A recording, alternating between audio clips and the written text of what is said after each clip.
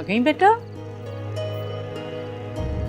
जी आ गई हूँ। अब एक काम करें, कॉल करके घर पे इन्फॉर्म कर देंगे पहुँच गई हूँ। क्यों? क्योंकि जब मेरे वहाँ पहुँचने पर कॉल करके चेक किया जा सकता है, तो फिर वापस आने पे भी तो क्रॉस चेक करना चाहिए ना कि कितनी देर का रास्ता था, कितनी देर में तय किया। ये तुम किस तरह बात कर रही हो मुझसे? पता है इससे अच्छा क्या होता कि आप मुझसे कुरान उठवा लेती। ऐसे हर किसी को सफाई ना देनी पड़ती मुझे। मैं बड़ी हूँ इस घर की, मेरा फर्ज बनता है सब पे निगाह रखना।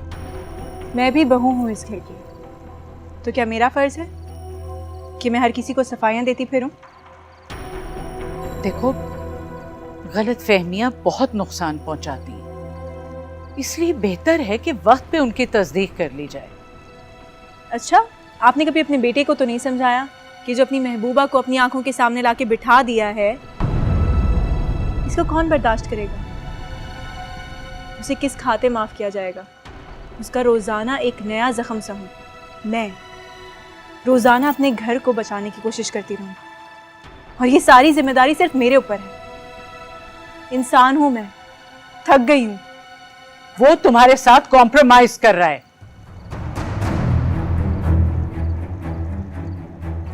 उनकी मोहब्बत उन्हें छोड़कर किसी और के पास चली गई, तो उसमें मेरा क्या कसूर था?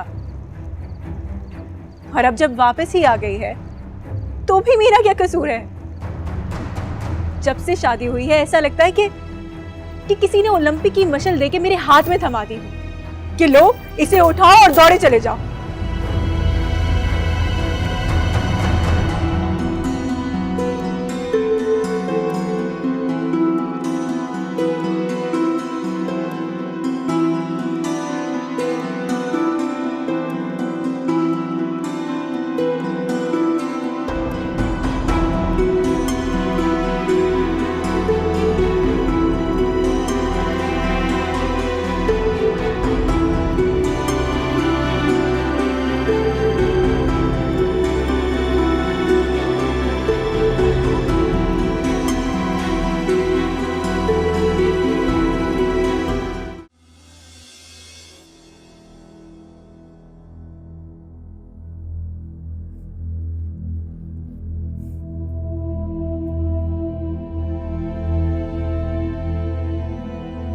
मैं बुरी हूँ ताई अम्मी,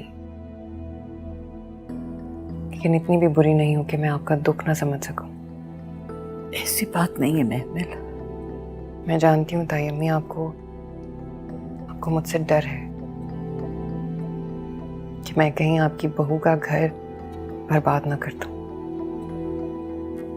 नहीं, वो काफी समझदार है। जितना मैं उसे बेवकूफ समझी थी उतनी वो है नहीं।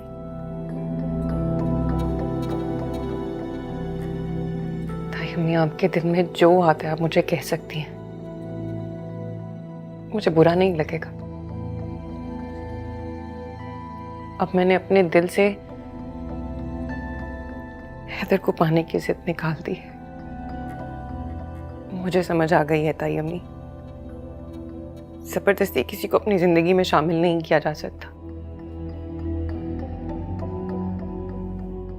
मोहब्बत में भी वक्त और मौका बहुत मायने रखता है। जब वक्त निकल जाए, मौका चूक जाए, तो बस ख्यालों में ही मिला जा सकता है। ये सब तुम्हारी वजह से हुआ है महमिल। ना तुम लालच में पड़ती और ना हम सबको ये अजियतें भुगतना पड़ती। मेरा बेटा तो ऐसे चक्कर में आया है कि आज तक अपने ठिकाने पे नहीं आ सका। हम सब के पैर अपनी जगह से उखड़ गए। ऐसा लगता है जैसे कोई बहुत बड़ा तूफान आने वाला है। मुझे माफ कर दें ताई अम्मी, प्लीज मुझे माफ कर दें। मैं खुद कौन सा खुश हूं, ना जिंदों में हूं ना मुर्दों में। लेकिन आप देखिएगा, इंशाल्लाह सब ठीक हो जाएगा। मैं ना सही, हैदर ही बस जाए, कोई तो खुश रहे। क्या हो तो कोई भी खुश नहीं है। सॉरी ताई।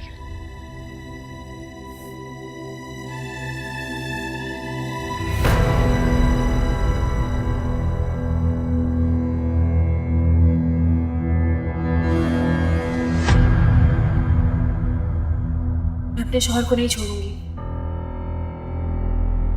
और ना ही उन्हें चीट करके तुमसे मिलने आऊंगी।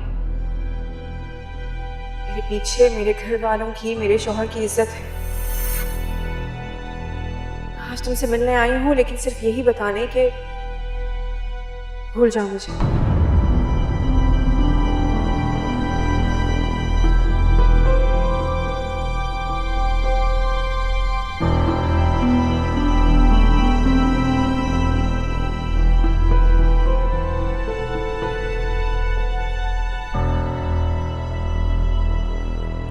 हमजा बेटा,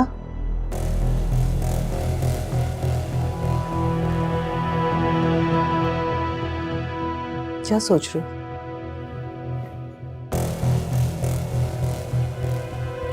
पता है प्रॉब्लम क्या है? क्या प्रॉब्लम है? अगर आज दिलनशीन मेरी जिंदगी में नहीं है या मेरी ये जो भी कंडीशन है, अगर इस सब में हैदर का कसूर होता तो जान से मार देता उसे। फिर चाहे जो कुछ भी होता देख लेता।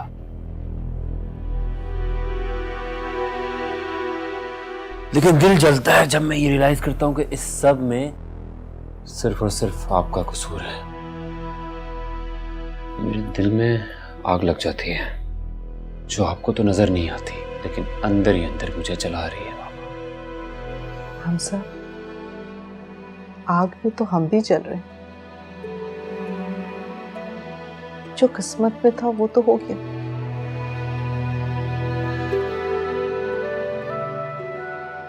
हमजा, तुम्हारे मामू आ रहे हैं पाकिस्तान। तो उनका ख्याल है कि अब सिया अब बड़ी हो गई है और अमेरिका जैसे माहौल में उसका रहना ठीक नहीं है, वो भी बगैर माँ के।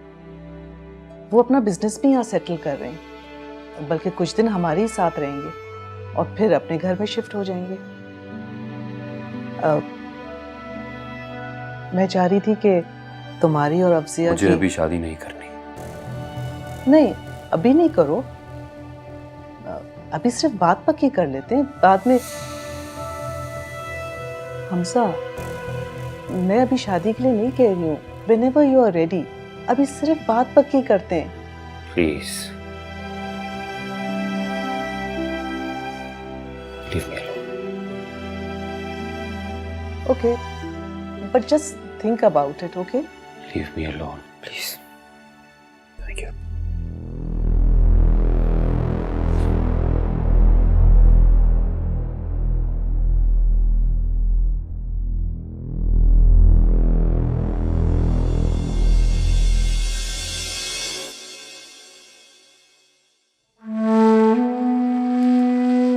तुम्हारा दिल मेरे लिए कभी नहीं तड़पा? तड़प तड़प के भूंगा बहरा हो चुका है। ये मत कहना कि तुम मुझसे प्यार करने लगी हो। हाँ,